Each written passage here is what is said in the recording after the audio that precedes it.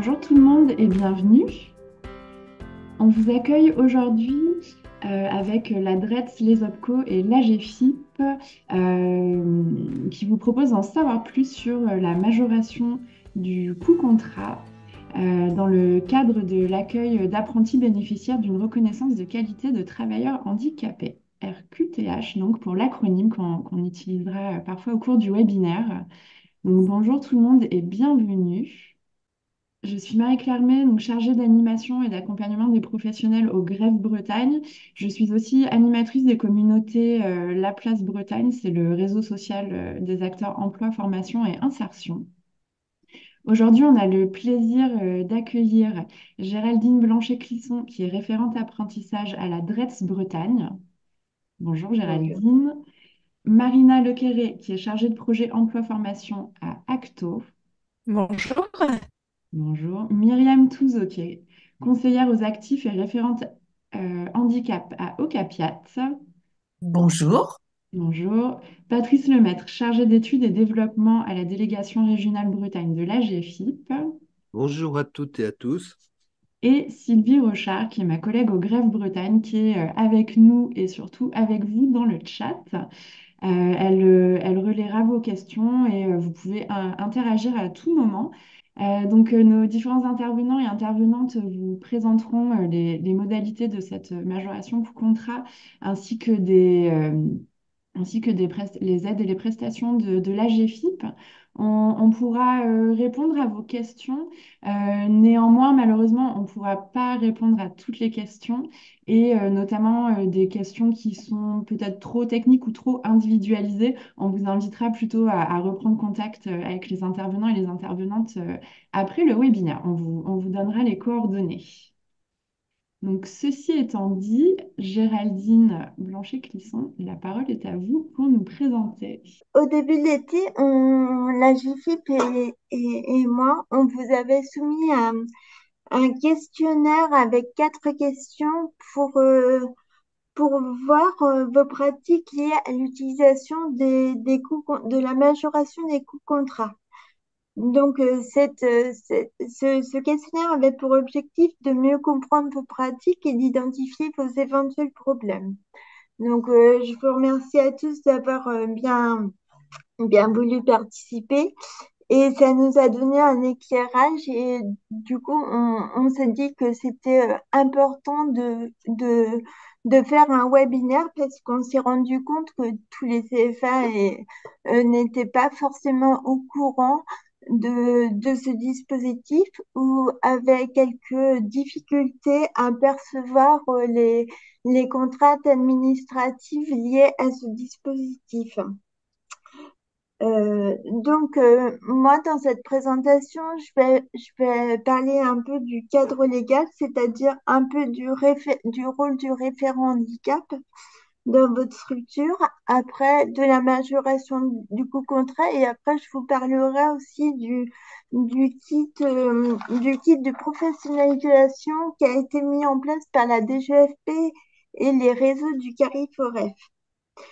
Donc, la fiche de ma collègue Sylvie Rochard va vous envoyer par le chat la fiche du référent handicap si tout le monde ne l'a pas.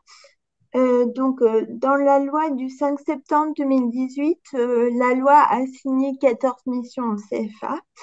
Donc, celle-ci, ça vise à sécuriser les parcours de l'apprenti ou du futur apprenti vers l'obtention de sa certification. Et l'accompagnement se veut global avec une vigilance particulière pour les personnes en situation de handicap. Et donc, le rôle de référent handicap, donc, il a cinq grands rôles. Donc, c'est l'accueil des candidats, la sécurisation de son parcours, leur orientation, l'insertion professionnelle, bien entendu, et de les accompagner sur leur lieu de l'emploi. Alors, avec un lien particulier avec le maître d'apprentissage de l'entreprise, l'équipe tutorale ou les chargés d'insertion Cap Emploi, ça peut être aussi intéressant.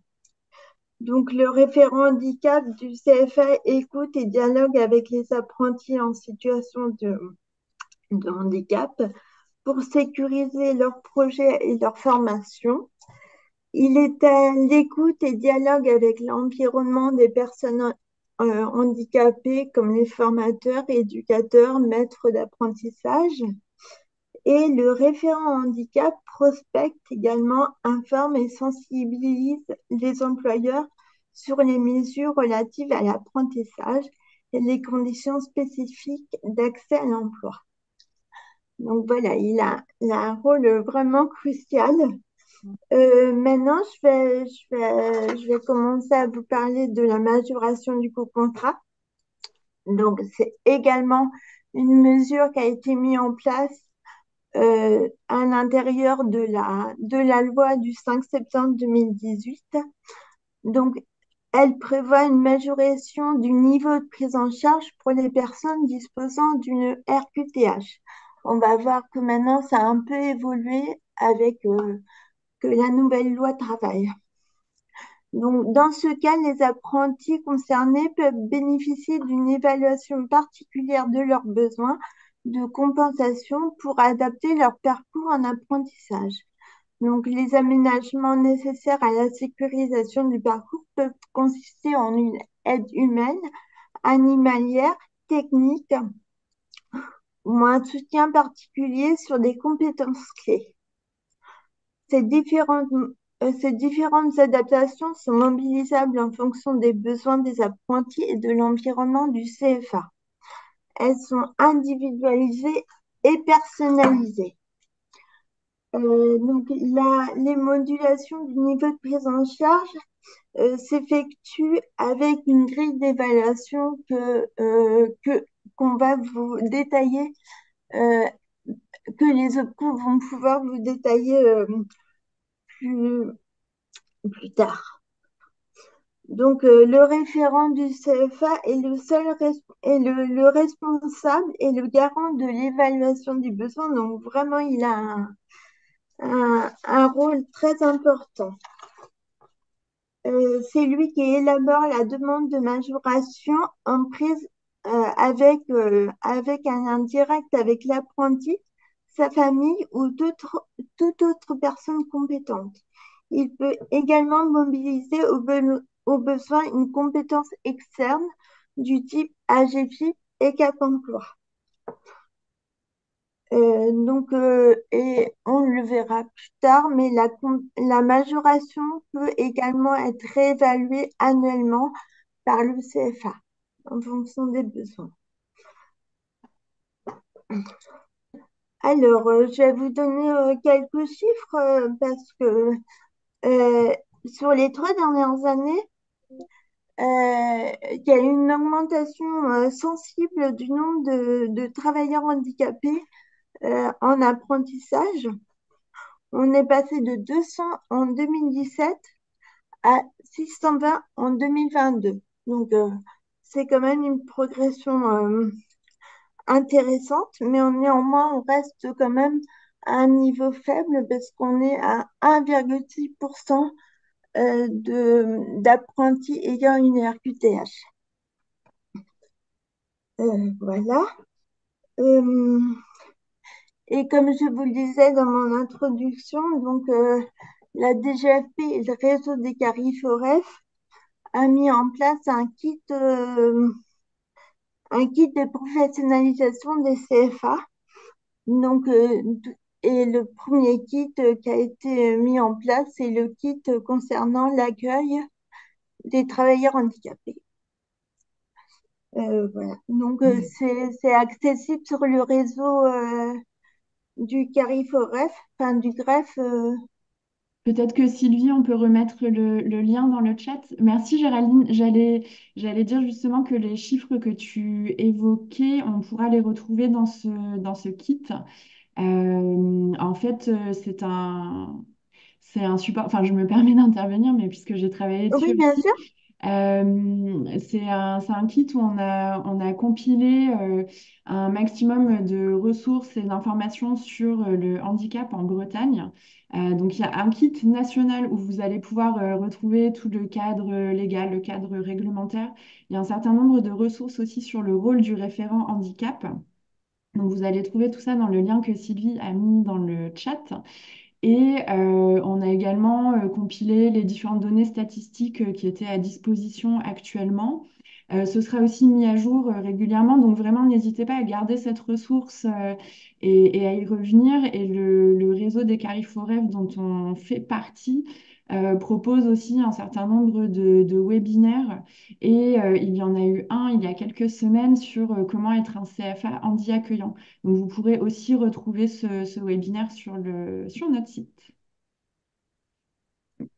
Merci Géraldine. Est-ce que tu avais quelque chose à ajouter pour cette partie? Non, j'ai fini. Très bien, bah, merci beaucoup. Je vais donner la parole à Madame Touzo Docapiat et je vais partager mon écran pour que vous puissiez avoir accès aux informations. Vous allez nous expliquer notamment quels sont les contrats concernés par la majoration handicap qui est versée donc par les OPCO. Voilà, donc quels sont les contrats concernés?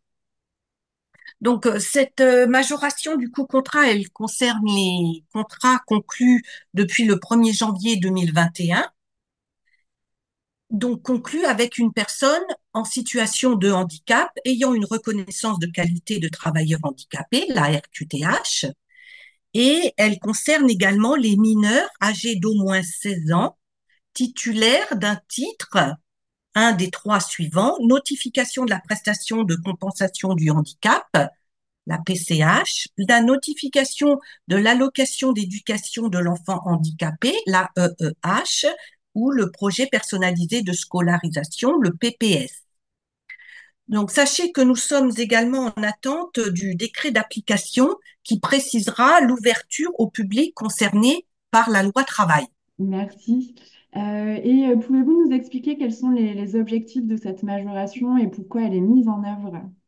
Oui, alors la majoration handicap est mise en œuvre pour compenser les besoins individuels d'un apprenant en situation de handicap par rapport aux conséquences de son handicap. Donc, on est bien sur une analyse des besoins de compensation individuels. Elle permet au CFA de tenir compte des besoins spécifiques de l'alternant en permettant l'adaptation de son accueil et de son parcours. Ce sont les coûts supplémentaires générés et supportés par le CFA en fonction de la situation de handicap de l'alternant qui peuvent être pris en charge en totalité ou en partie par cette majoration. Merci beaucoup. Madame Lequéré, est-ce que vous pouvez nous expliquer justement comment est-ce qu'on évalue cette majoration du coût contrat? Oui, merci Marie-Claire. Alors effectivement, on va arriver à cette fameuse grille, ce référentiel rédigé effectivement par l'État, qui paraît effectivement un petit peu complexe, hein. Ça fait partie des retours que Madame Blanchet-Clisson citait tout à l'heure. Donc en fait là, il s'agit bien d'un référentiel effectivement mis à disposition depuis 2019, si je me trompe pas, qui est à votre disposition pour vous en tant que référent handicap en CFA, pour vous aider à formaliser, à identifier quels seraient les besoins en compensation d'un alternant en situation de handicap pour un contrat en apprentissage. Donc là, vous avez une grille indicative que Sylvie va vous mettre effectivement dans le chat, que vous allez pouvoir peut-être regarder en même temps pendant l'explication. Vous avez effectivement donc ce référentiel qui va vous aider à déterminer le montant de la majoration sur 8 modules, enfin plus exactement 5. Le premier module consiste à l'évaluation des besoins de compensation et la définition des adaptations pour l'alternant. Donc là, en fait, c'est l'évaluation initiale que le référent devra mettre en œuvre, accompagner éventuellement des parents de l'alternant si nous sommes avec un jeune, du référent de parcours, des différents interlocuteurs sur le parcours d'intégration de l'alternant. Et donc, les montants par module que vous allez voir après vont être exprimés sur cette grille vraiment à titre indicatif. Ils ont pour but de vous guider pour déterminer effectivement le coût de cette majoration. Et donc la première, alors pour Acto, effectivement, on la situe autour de 350 € pour une évaluation initiale, parce qu'on sait que ça va demander de la mobilisation, du temps ici, un petit peu de rédaction et de sollicitation. Donc sur cette évaluation, on est idéalement en amont du démarrage de contrat. Soit au démarrage ou au tout début, ou alors à l'obtention de la RQTH. Elle est renouvelée donc pour chaque année. Chaque année, vous pouvez refaire une demande de majoration coût contrat et à chaque fois, vous aurez effectivement cette évaluation à refaire puisque ça va se faire aussi en fonction de l'apprenant et de ses besoins. Et donc, pour l'évaluation complémentaire, on n'est effectivement pas à l'abri d'avoir à un moment donné la nécessité de refaire cet entretien à l'initiative soit de votre part ou soit de l'entreprise ou de l'alternant. Vous avez la possibilité aussi de bénéficier. Alors nous, on l'a chiffré à 150 € pour l'évaluation de renouvellement. Pour les autres modules, donc les modules de 2 à 6, vous pouvez effectivement décider d'activer un de ces modules de compensation après cet entretien et vous allez identifier en fonction du besoin le niveau d'intervention nécessaire et qui va dépendre soit du coût de l'expertise si vous faites recours à une personne extérieure, soit de l'intensité de l'intervention et de l'importance du besoin de la compensation. Donc là, ça va se chiffrer effectivement soit en coût, et donc là, on vous demandera la production de factures si c'est une expertise, soit en volume d'heures, puisque là, on est sur donc le module 2, l'adaptation pédagogique et l'aménagement des épreuves. Nous allons jusqu'à 3 000 € de prise en charge. Donc là, on va être sur soit l'adaptation pédagogique tout au long du cycle de formation. On entend par là la modification du rythme de la formation, le changement de la durée du parcours, le temps d'enseignement complémentaire, les aides éventuelles à la communication s'il y a besoin d'un interface ou d'un interprète, par exemple, la planification de réunions d'échange et de concertation. Et puis, on a dans le même temps la possibilité aussi d'activer l'aménagement des épreuves. C'est souvent quelque chose qui est demandé fréquemment où vous êtes confronté à cela. Et bien, de la même manière, vous avez un temps imparti. Et donc, vous avez des fourchettes de temps sur cette demande, c'est-à-dire que sur un premier niveau, vous pouvez aller si vous allez jusqu'à 70 heures, et bien sur les 3 000 €, ça vous donne une petite idée. Un niveau 2, on est entre 71 heures et 200 heures. Et sur un niveau 3, on est à plus de 200 heures. Donc là, à plus de 200 heures, vous pouvez effectivement vous orienter vers une demande de majoration jusqu'à hauteur de 3 000 €. Sur le module 3, lui, évoque les équipements techniques. Donc là, on est effectivement sur de l'acquisition, de l'installation, de l'appropriation et l'utilisation. On pense notamment à l'utilisation de logiciels qui peuvent effectivement nécessiter du temps de formation. Donc là, pareil, vous avez des montants en fonction du volume horaire. Donc jusqu'à 5 heures, on est sur un premier niveau. De 5 à 15 heures, on est sur un niveau 2. Et à plus de 15 heures, on est sur un niveau 3 avec une fourchette maximum de 700 € sur ce module. Le module 3, on est sur le soutien à l'entreprise. Donc là, en fait, il s'agit vraiment de l'intervention en entreprise du CFA pour aller soutenir l'apprenti dans ses apprentissages et dans les mises en pratique.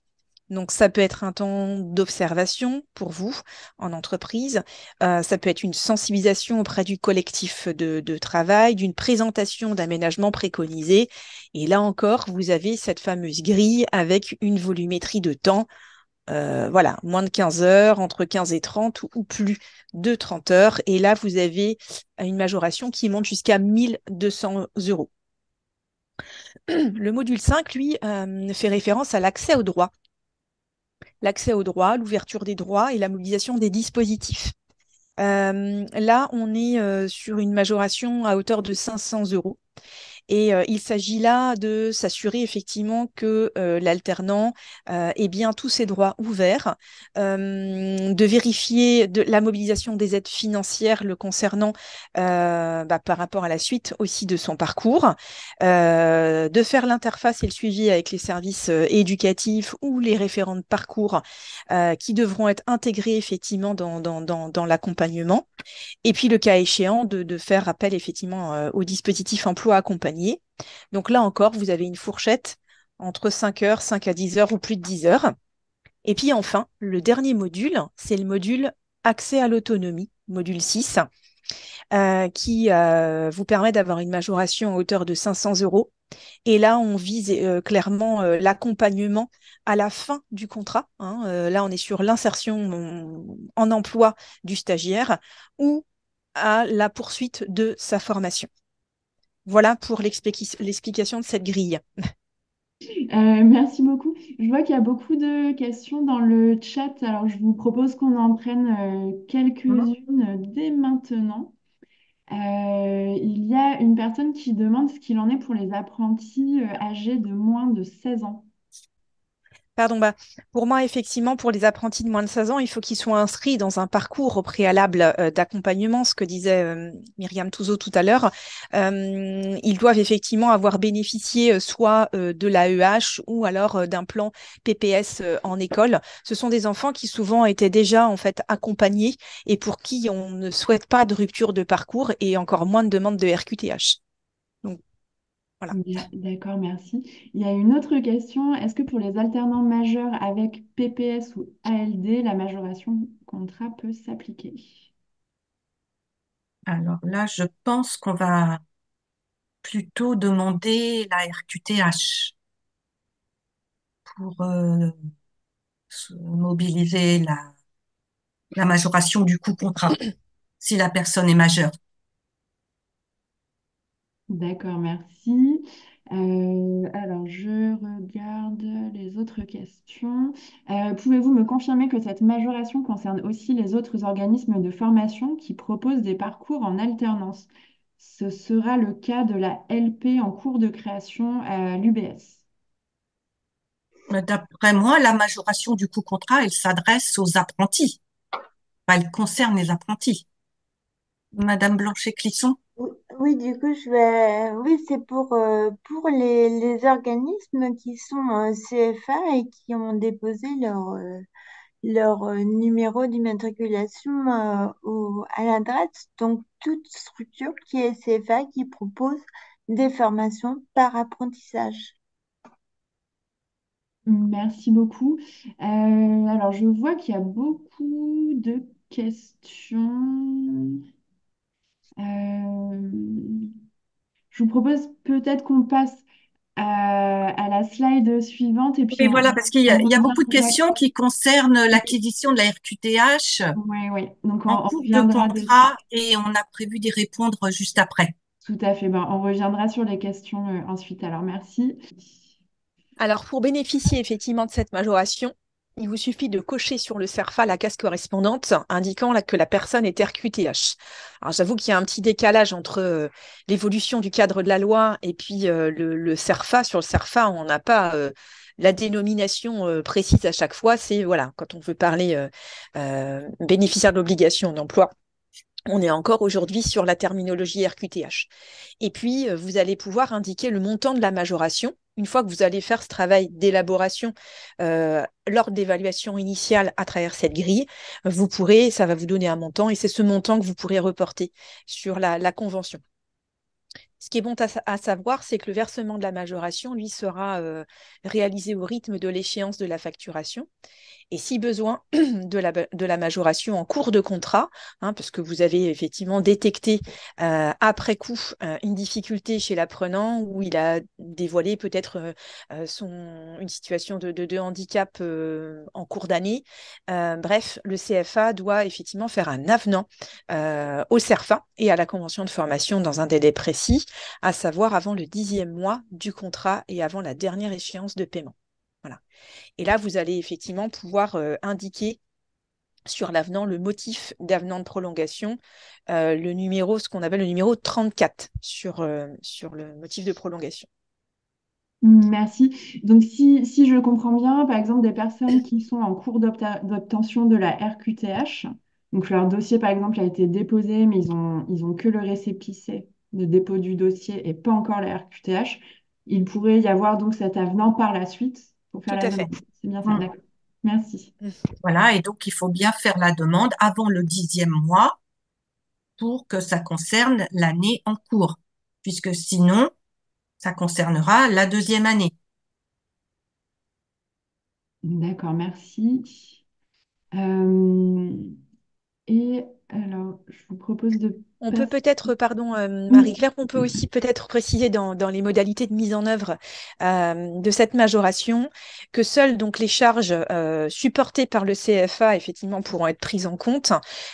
Si c'est une demande d'équipement vraiment propre à l'individu, Patrice Lemaître expliquera tout à l'heure côté AGFIP que voilà, c'est une demande individuelle qui va donc être réalisée auprès de la GFIP. Là, on est bien sur des charges supportées par le CFA. Et puis, on vous demandera aussi donc de conserver cette grille en fait, parce qu'on vous demande pas de nous l'envoyer, mais que voilà, vous avez la facture, enfin les factures si vous faites recours à des experts à conserver bien évidemment. Mais voilà, c'était une petite précision de faire attention par rapport à qui se mobilise. Si c'est le CFA, ben, on est clairement dans cette majoration coût contrat sur de l'apprentissage. Si on n'est pas sur un bénéficiaire de l'obligation d'emploi, ou si on est sur quelqu'un qui est en contrat de professionnalisation ou sur une demande d'équipement individuel, là, on va vous renvoyer effectivement vers l'AGFIP. Mais les aides AGFIP sont mobilisées en complément dès lors qu'on va dépasser la majoration coût contrat. Mais voilà, ce sera qu'en deuxième intention. merci beaucoup. Il y a plusieurs questions sur les délais. Notamment, vous disiez que l'évaluation des besoins se faisait en amont du contrat. Donc, comment est-ce que cette somme est versée si le contrat n'a pas encore été établi ou pris en charge par l'OPCO? Eh bien, dès qu'il y a instruction du dossier, aujourd'hui chez Acto, on est à 1 mois et demi de délai des traitements des contrats d'apprentissage. Donc en fait, l'idéal, c'est effectivement de pouvoir en amont évaluer le besoin de l'apprenant pour pouvoir effectivement l'intégrer aussi dans le déroulé pédagogique et anticiper toute demande ou achat d'équipement éventuel. Mais ça se sera adressé au moment de l'envoi du contrat. Il n'y a pas d'anticipation sur le paiement de la majoration. Merci beaucoup. Puis il y a encore beaucoup de questions, donc je vais essayer d'en relayer un maximum et certaines, vous y répondez dans votre présentation, donc c'est parfait. Donc le montant de la majoration, et j'en profite justement, il y a une question, si sur certains modules, finalement, par exemple dans le module 3, s'il y a des besoins qui rentrent dans ce module mais qui dépassent 3 000 euros, il peut y avoir aussi des demandes d'aide complémentaires, peut-être, vers Oui, c'est ce d'autres que j'ai voulu organismes. expliquer tout à Mm. l'heure. Sur une demande, sur un cas précis, en fait, où la personne rentre dans les critères, le CFA va pouvoir demander une majoration coût contrat. Le montant total, on est sur 4 000 euros par année de contrat. Et si on se rend compte qu'effectivement, parce que si on fait l'addition de l'ensemble des modules, on est bien à plus de 4 000 euros. Donc, si on voit que quelqu'un a un besoin de compensation fort, au-delà de 4 000 euros, dans ce cas, on vous enverra effectivement, on vous renverra vers l'AGFIP pour faire une demande complémentaire. Et là, Patrice Lemaitre vous expliquera effectivement, puisqu'à l'envoi, vous devrez justifier déjà d'une première demande auprès de l'OPCO. Merci beaucoup. Y a-t-il un dossier type pour faire la demande? Alors là, je pense que vous pouvez vous référer à la grille indicative dont on parlait. Et faut-il transmettre les devis et les factures? Donc, si j'ai bien compris, ça, vous les conservez. C'est ça, en fait, en Le cas de CFA, contrôle. oui, les Mm. conserve. Oui, le Nous, on CFA. demande, on ne demande pas la grille et les résultats des évaluations. Mm. Mais il faut tout de même les conserver, voilà, Oui. au cas où. Merci beaucoup. Et pour conclure, donc sur le montant de cette majoration, donc pour en bénéficier, vous pouvez en tant que référent handicap donc évaluer le besoin de compensation en amont d'après cette grille. Et chaque OPCO effectivement ne récupère pas ces documents, hein, c'est ce que vient de dire Myriam. Cependant, en cas de contrôle, le CFA donc va conserver tous ces documents. Et puis si nécessaire et si la majoration là, dans ce cadre précis, n'est pas suffisante, là, on peut avoir effectivement une demande vers la GFIP pour un complément. Et je passe le relais à Patrice Lemaître de la GFIP. Merci Marina. Donc effectivement, je vais vous parler de la compensation en formation, donc des prestations et aides de la l'AGFIP et je dirais de leur articulation, effectivement ou non, avec le coût contrat majoré. Donc Marika, si on peut passer à la slide AGFIP. Merci. Hein, donc un rappel donc simplement sur nos prestations et aides en compensation en formation. Donc bien entendu, encourager et faciliter l'accès à la formation, sécuriser les parcours, permettre un accès rapide et ponctuel. Sachant que effectivement le point de vigilance, mais ça vous le connaissez, hein, c'est que nos aides et prestations ne se substituent pas aux obligations légales en matière d'accessibilité. Hein, donc une rampe d'accès, je dirais, pérenne dans un établissement, c'est une obligation légale et donc ce n'est pas finançable par la GFIP, par exemple. Donc voilà sur les objectifs. Après, je vais vous parler de notre cadre d'intervention. Voilà, donc le cadre d'intervention de la GFIP dans les parcours de formation, on intervient, l'objectif de la GFIP, hein, c'est d'intervenir en complément des financements de droit commun mobilisables.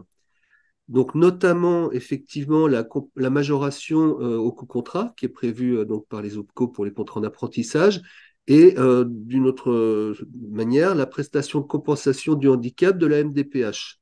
Sachant qu'effectivement, comme ça a été dit, le coût contrat, c'est vers la structure, enfin la structure CFA, et la prestation de compensation, c'est vers le bénéficiaire. Donc ça va nous guider après sur l'articulation entre nos dispositifs et, je dirais, la possibilité d'articuler avec le coût contrat.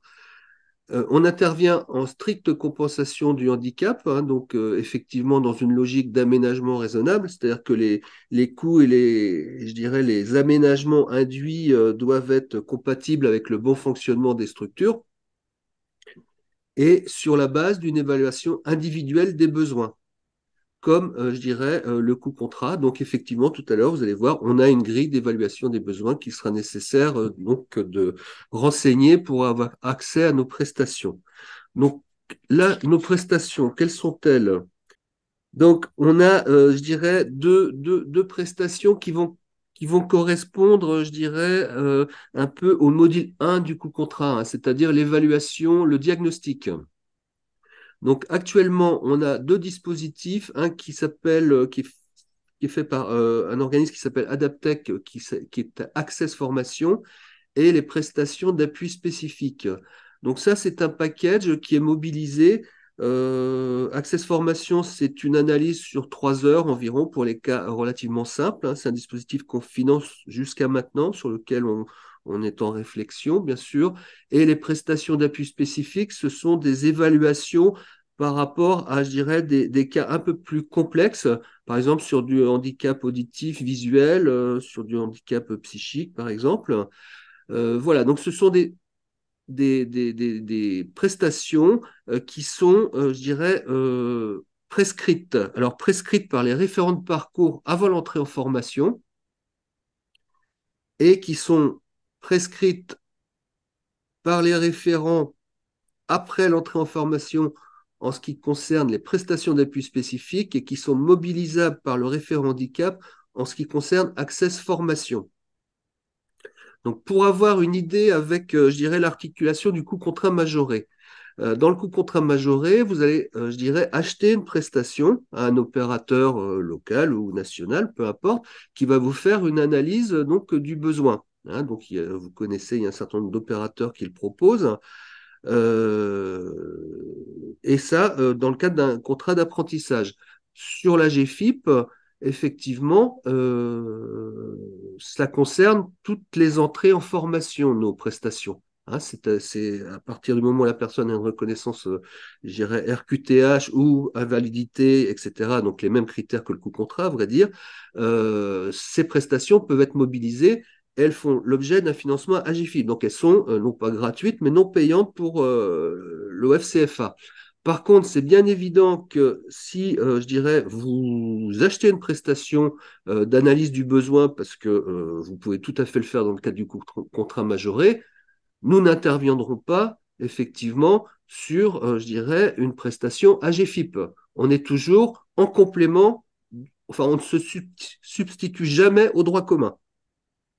Hein, donc, sur les prestations, effectivement, il y a des prestations AGFIP. Vous avez un contrat, je dirais, de professionnalisation. Il y a, je dirais, une entrée en formation sous une autre forme pour un adulte, etc., sur les prestations de la région, etc., etc.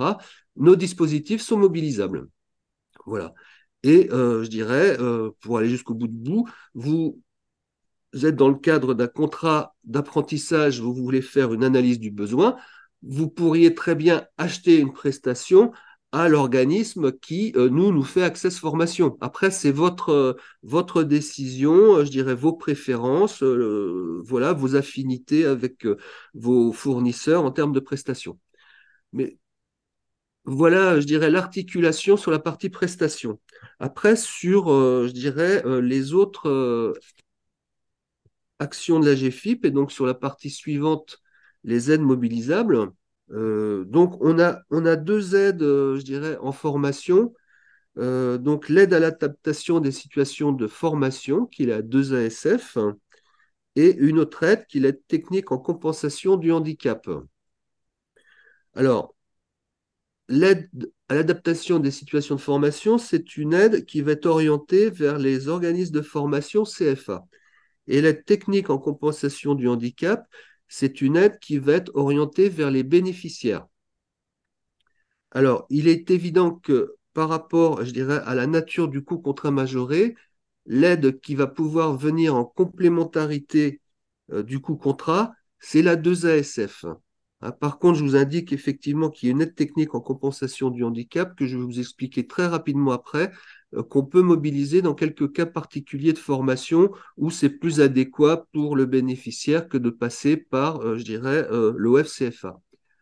Donc, la 2ASF, c'est une aide effectivement qui va financer les surcoûts liés à la stricte compensation du handicap avec des aménagements donc par rapport à des situations donc d'apprenants, donc des situations individuelles.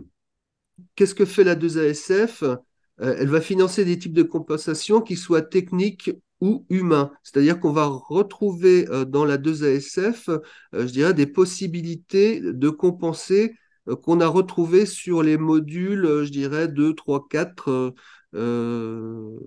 éventuellement 5, 6, du coût contrat majoré. Hein. Donc, en ce sens, la 2ASF est, je dirais, le dispositif qui convient pour aller au-delà, effectivement, des 4 000 € quand cela est nécessaire dans une situation de compensation d'un apprenant. Donc, vous verrez sur les slides qui vous seront donc transmises à l'issue de cette intervention, hein, qu'on vous a remis ici, je dirais, quelques données sur la prise en charge, hein, sur les aménagements pédagogiques et humains, maximum de 30 €, etc. Sur les aménagements techniques, 30% sera laissé à la charge de l'OF. Alors effectivement, dans les aides AGFIP, généralement, il y a une part qui est laissée, je dirais, à l'organisme de formation et au CFA qui correspond, par exemple, pour expliciter les choses, vous achetez, je dirais, un siège ergonomique. Ce siège, il a une valeur de, par exemple, 1 000 €. Effectivement, l'objectif de la GFIP, c'est de venir au-delà, je dirais, dans la stricte compensation du handicap. Donc, vous auriez quelqu'un qui ne serait pas handicapé, vous achèteriez un siège. Voilà, d'où le différentiel entre, on ne prend jamais en charge, sauf quelques exceptions, je dirais, le coût total de l'aménagement. Et je dirais, les conditions de recevabilité, c'est d'avoir évalué les besoins du stagiaire. Donc, de la même manière qu'il y a une grille, je dirais, du coût contrat, qui est une grille spécifique, indicative, que Marina a explicitée pour Acto, il y a une grille de la GFIP que vous avez à renseigner. On va vous la donner tout à l'heure dans le chat. Hein, effectivement, cette grille avec un onglet qui permet de faire le lien entre l'analyse du besoin que vous faites sur la grille AGFIP et, je dirais, les modules du coup contrat majoré. Donc, tous ces éléments-là, vous allez les avoir. Merci. Il y a énormément de questions dans le chat, donc merci Ouais, beaucoup pour vos questions. On va essayer de répondre à quelques-unes. Et ouais. il y en a une notamment, alors je pense que ça concerne et l'aide à l'adaptation et peut-être la majoration. Quand les types de compensation sont humaines, donc il y a une personne en soutien, comment ça se passe si c'est une personne qui est interne au CFA, un formateur Alors, ou une formatrice par exemple?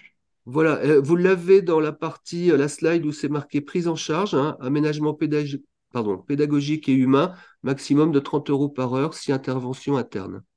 D'accord, oui. Voilà, hein, donc Merci. voilà. Après, sur les modalités, chacun d'entre nous va laisser des coordonnées et on aura, je dirais, on sera à votre disposition pour répondre de manière plus, je dirais, pointue sur tous nos modalités de fonctionnement.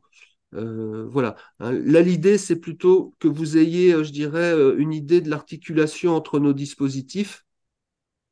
Donc voilà, donc sur l'aide des ASF, c'est, je dirais, effectivement l'aide qui va intervenir en complémentarité et en articulation avec le coût contrat majoré. Après, dans la slide suivante, me semble-t-il, on va passer celle-là, vous l'aurez, Oui, c'est les de personnes manière l'auront, ouais. détaillée, je dirais, le protocole, mais je vais vous le redonner à la fin.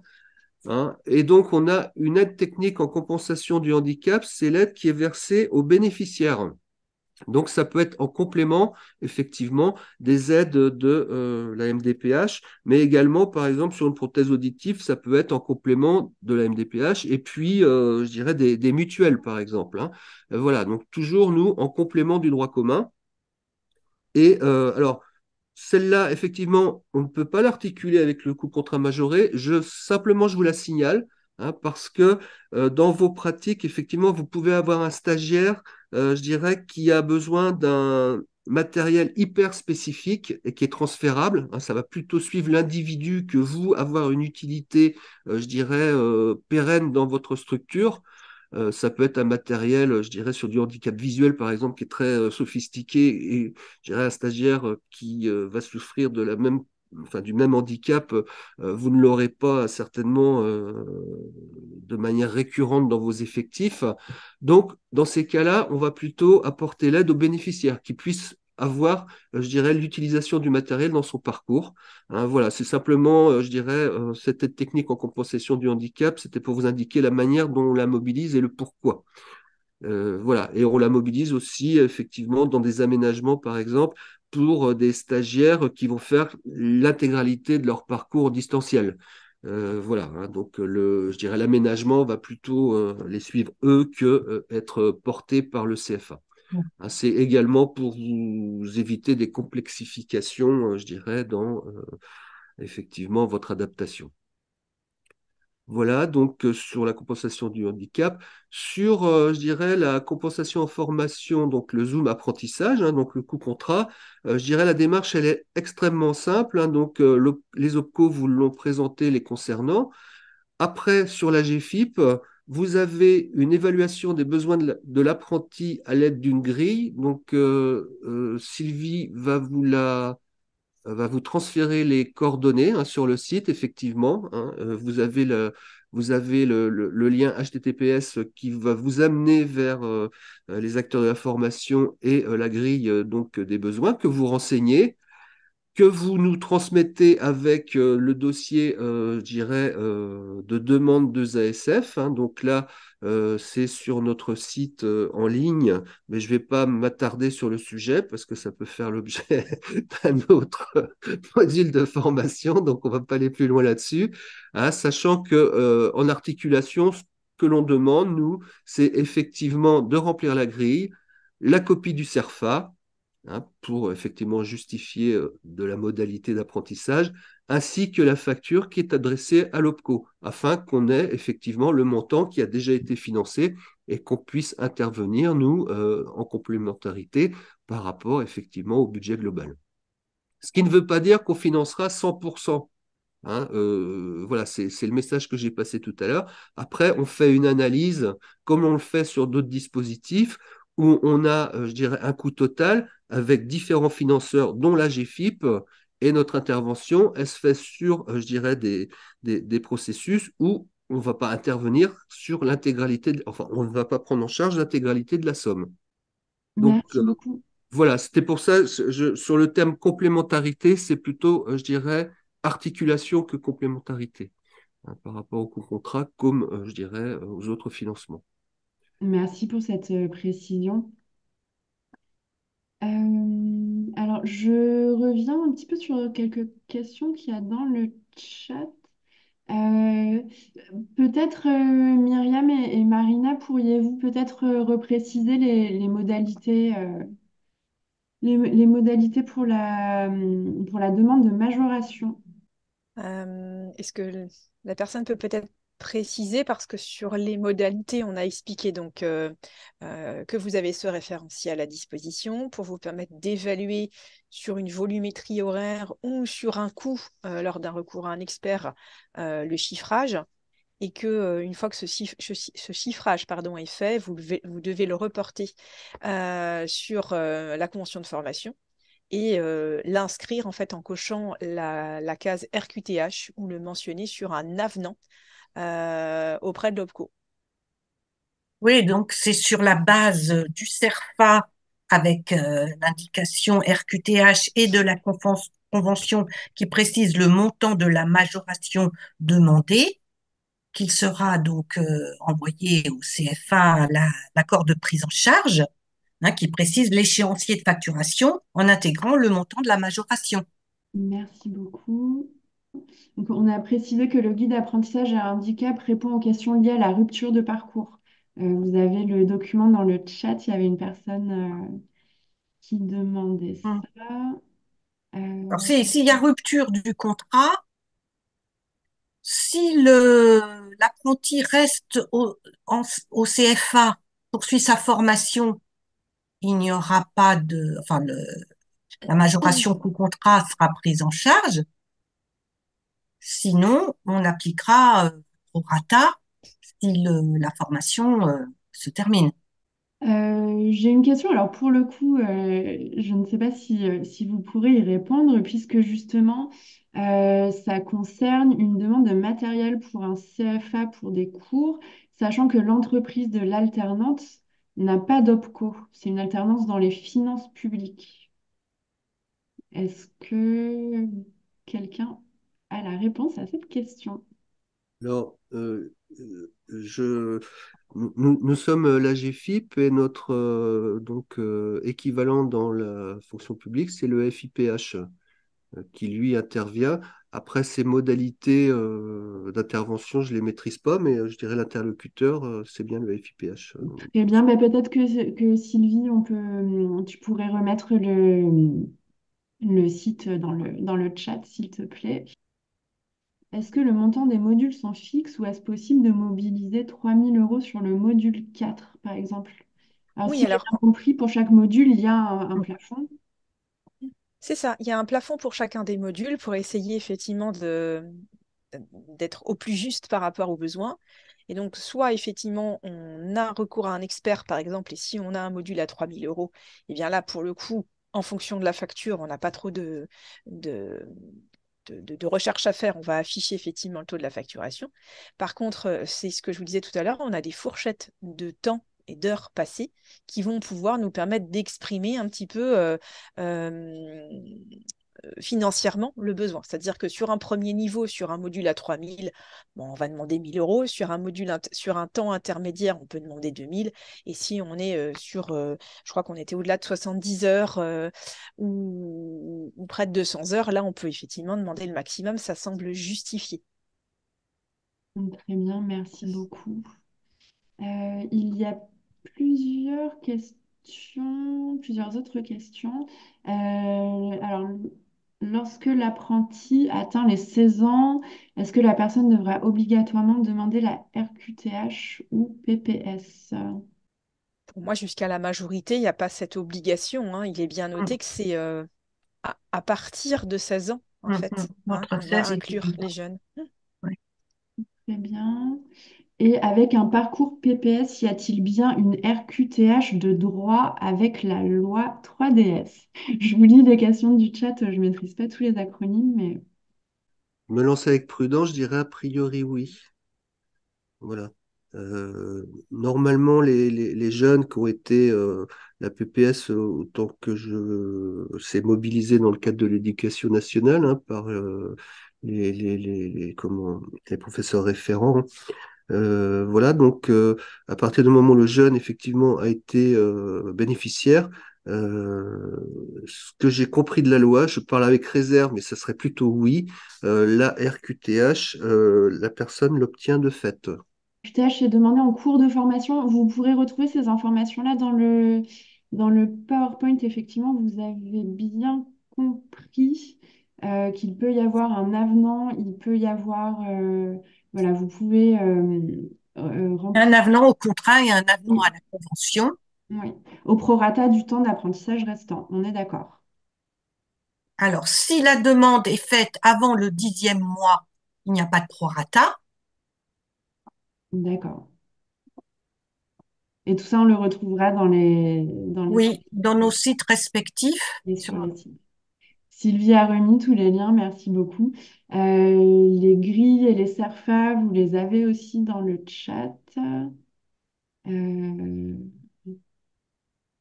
Très bien. Alors, je regarde par rapport à la question sur l'entreprise qui est dans le public, le CFA est dans le privé.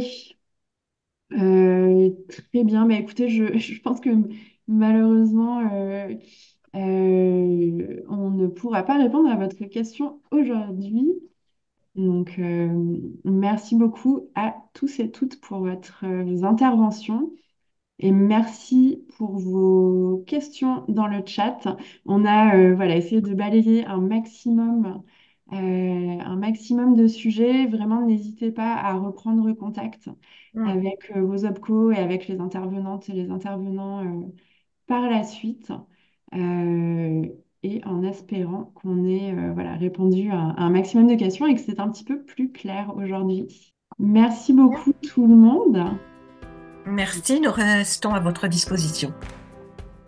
Merci beaucoup. Merci, bonne journée. Merci, bonne À journée. bientôt. Au revoir. Au revoir.